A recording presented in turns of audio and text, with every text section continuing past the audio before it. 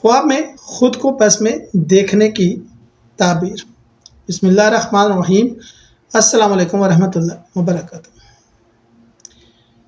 بس خواب میں عموماً سفر، اجتماعی معاملات، زندگی کے مراحل یا معاشی تعلقات کی علامت سمجھی جاتی ہے۔ اس کی مختلف تعبیریں میں آپ کے ساتھ شیئر کرتا ہوں۔ ہم یہاں پر سفر یا سواری سے مراد جو ہے امام ابن سیرین کی جدید انٹرپریٹیشن کرتے ہوئے بس کو لیں گے۔ ان کے مطابق خواب میں، یعنی کہ اگر میں یوں کہوں کہ امام ابن سیرین کے مطابق خواب میں بس میں ہونا قریب یا مستقبل میں کسی سفر یا روانگی کی طرف نشانی ہے۔